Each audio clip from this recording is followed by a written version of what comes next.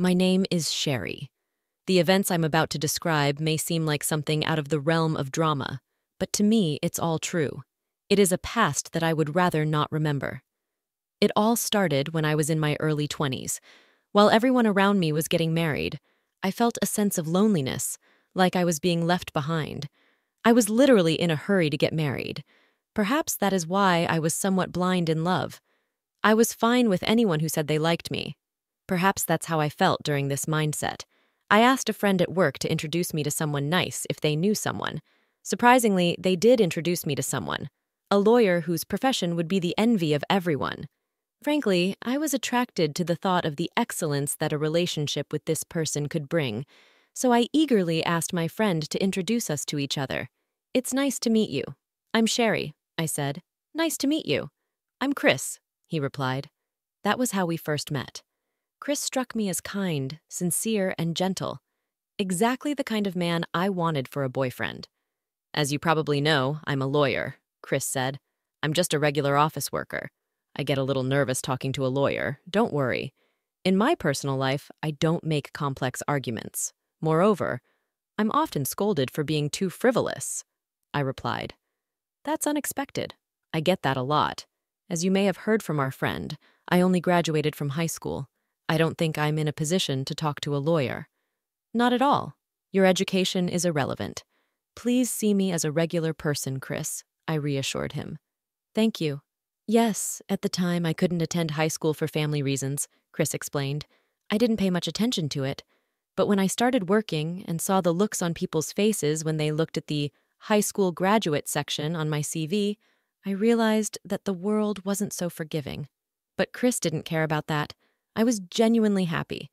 Chris was easy to talk to, had a wide range of topics, and I enjoyed talking to him. "It's getting late. Are you taking a taxi home?" Chris asked. "Yes, that's the plan," I replied. "Then let me pay for the taxi. You don't have to. We just met today." "That's exactly why. Could you meet me again as a thank you for paying for the taxi? Will you go on another date with me?" I couldn't refuse him such a request. His words, as if from a drama, made my heart flutter. I felt an unprecedented flutter in my heart and took it as the beginning of love. From then on, we started seeing each other frequently. Mostly, Chris asked me out on dates. Of course, he had to like me. I selfishly thought like this. "Here, do you want this?" Chris held out a box to me. "What's this?" I asked, opening it. "I bought it, thinking it would suit you, Sherry." "Wow, this is a necklace from a popular brand." "Yes, when I asked the store clerk for a recommendation, they suggested this." "Thank you. I'm so happy." We were an ideal couple that anyone would envy.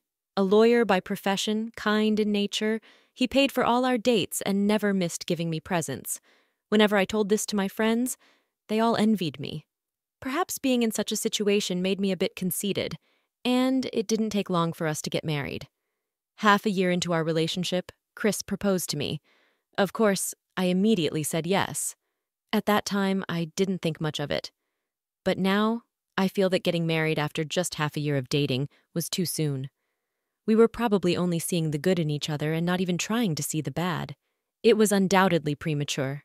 But of course, everyone around us congratulated us. My friends who envied me made me feel very good, and so we became newlyweds. However, I quickly realized that this marriage was a mistake. Without even getting a chance to enjoy the honeymoon phase, I continued. "Chris, are you coming home late again today?" I asked. "Yeah, there's a company celebration. Don't worry about dinner," he replied. "I see, but we're newlyweds. I wish we could spend a little more time together." "What's that about? Who do you think I'm working so hard for?" Chris snapped. "Since you became part-time after getting married, our household income dropped. It's obvious that I have to work, right?" "Yes, I really appreciate it." "Then don't complain. Just stay quiet and follow what I say, okay?" "I understand." After getting married, I quit my job and started working part-time at a supermarket near our new home.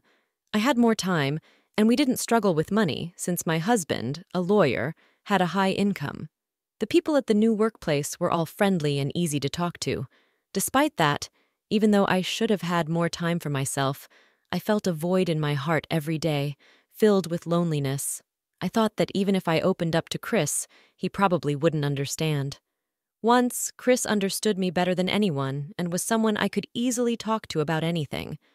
I wondered when it started that I had to be overly careful around Chris. Looking back, it was after we got married. After we officially became husband and wife, Chris's personality changed completely. Could this be his true nature? Had he been pretending all along? Was he planning to reveal his true self only after making it impossible for me to leave by marrying me? Thinking this far, I felt a chill. I should stop thinking such strange things. There's no way Chris would do something like that. To prove my thoughts wrong, I made an effort to communicate my feelings to Chris. "Hey, Chris, do you want to go out for dinner sometime? There's a place I want to try." "Dinner? Come on. I've been going out for drinks with my boss every day. Let me relax on my day off." "That might be true for you, Chris, but I'm just at home all the time. I just wish we could go out to eat sometimes." "What are you saying? I should cater to your whims?" Chris retorted. "My whims? You don't have to say it like that. I just want to go out with you, Chris." "That's being whimsical, you know. That's annoying, right? Why would you say that? When we were dating, we went out to eat and visited many places." "Well, when we were dating, I had to feed the fish, right?" "Haven't you heard? Men don't feed the fish they've caught. That means I just wanted a wife who would follow me, that's all." "How can you say that? What's your complaint?" "You have an easy job and no money troubles, right?" "It's not about that. I wanted to build a happy home together." "Oh, I'm not interested in that," Chris said dismissively. "You're just a middle school graduate. What could you possibly understand?" I couldn't stop my tears. I had been deceived by Chris all along.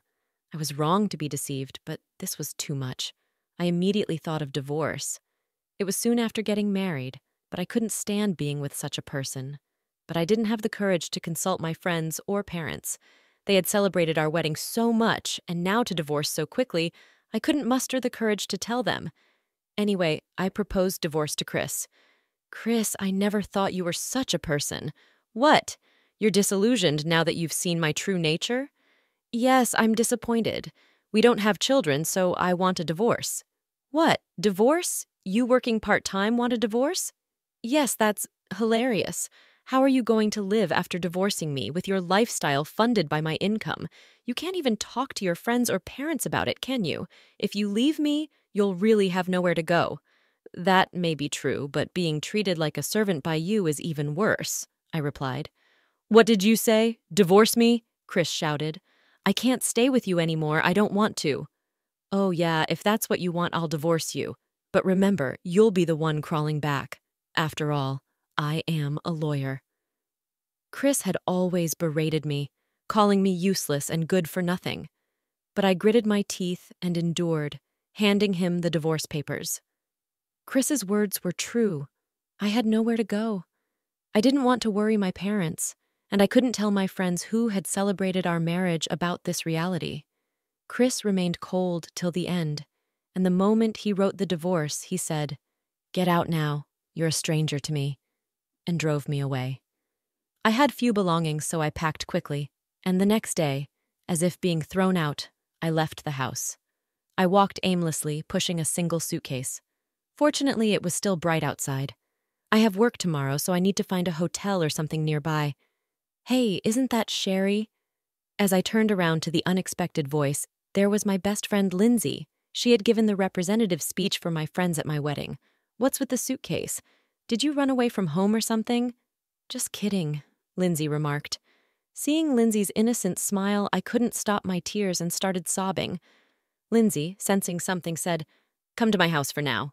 "So, what happened? It's okay if you don't want to talk about it," Lindsay offered. She's always been like this, tomboyish and can seem brusque, but she's always been more considerate and understanding of me than anyone else. I've always loved that about Lindsay. "I was really happy when she celebrated my marriage," I said, thinking about it, tearing up again. "Hey, I might be sticking my nose in where it doesn't belong, but is it about your husband, eh? That look on your face? Did I hit the nail on the head?" Lindsay asked. "Yeah, but how did you know?" I inquired. "Well, it's just a hunch. I mean, that husband of yours, Chris, right?" "He seemed a bit fishy from the start," Lindsay commented. "Is that so? But you looked so happy."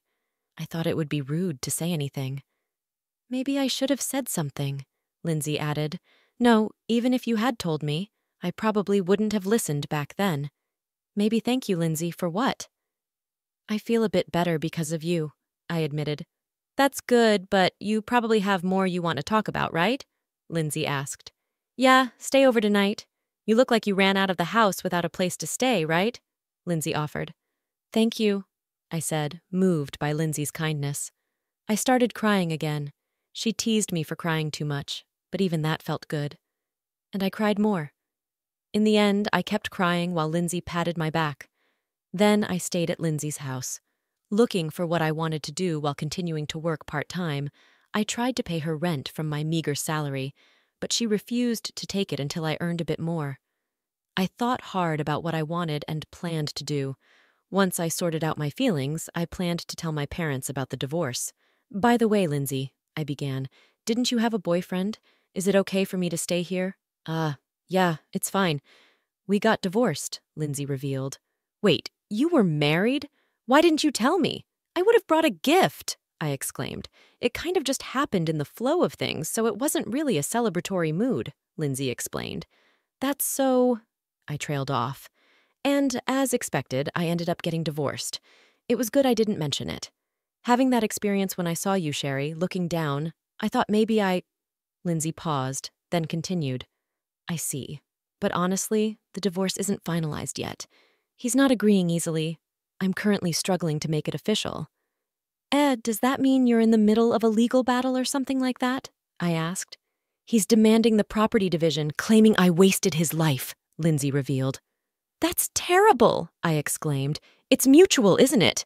That's what I say, but he's not convinced, so it's been dragging on, Lindsay explained. But couldn't a lawyer resolve it quickly? I inquired. I thought so too, but his lawyer is quite formidable. Every time it looks like they're going to lose, they quit, Lindsay shared. That's awful, I sympathized. It is, Lindsay agreed. Well, forget about my story. Just relax for now, okay? Knowing Lindsay's situation, I started studying law in my spare time from my part-time job. Initially, I wanted to understand what Lindsay was going through. As I studied, surprisingly, I didn't mind learning law. In fact, the process of discovering new information became enjoyable, and I found myself engrossed in legal books. Little did I know then that this would greatly influence my life. Years passed. I quit my part-time job due to certain circumstances. Lindsay was still in divorce mediation with her ex-husband, but now our situations were vastly different. Lindsay and I were in front of the courthouse. Today was Lindsay's 5th divorce mediation session. We entered the courthouse in suits. Inside, the lawyer we had hired was already there. Nice to meet you. I'm Lindsay. Lindsay introduced herself. Pleasure to meet you. I'm to take your case, the lawyer responded. Chris? Lindsay gasped. Wait, there was Chris, my ex-husband, I realized. You? Why are you here? Lindsay asked. I'm Lindsay's friend. I came because I was worried, I explained. Enough of that, please just focus on my defense today, Lindsay interjected. Sure, but I'll be expecting a generous thank you after all this. This case has seen many lawyers give up, Chris remarked, laughing vulgarly as he entered the courtroom. We followed. First, let's have both parties introduce themselves. We've talked several times already, but I'm Mario, Lindsay's ex-husband said. Lindsay, let's discuss the reasons and circumstances of the divorce again, the mediator requested. Yes, Lindsay agreed. And thus, the solemn divorce mediation began. It proceeded smoothly, but the opposing lawyer was indeed formidable, and it seemed we were at a disadvantage. That concludes our argument. Considering the circumstances, it seems only fair that Lindsay should pay the property division to our client, the opposing lawyer concluded. I see. Let's hear from Lindsay's side, the mediator said. This is your honor. May I speak for a moment? Lindsay interrupted, surprising everyone. Just as Chris, wiping sweat from his brow, was about to speak, Lindsay raised her hand abruptly. Surprised, Chris dropped his handkerchief. I'm sorry to interrupt the court, but I'd like to change my lawyer, Lindsay announced. What? Legally, it's possible to change lawyers during a trial, but you'll need a replacement, the mediator explained. Yes, I'm aware, Lindsay confirmed. Wait, what are you saying? I would like to request Sherry, a law student, to take over Chris's place as my lawyer, Lindsay declared. Sherry, a law student? No, wait, you want Sherry to be your lawyer? Chris protested. Is that acceptable? The mediator asked. If both parties agree, I have no objections, the opposing lawyer agreed.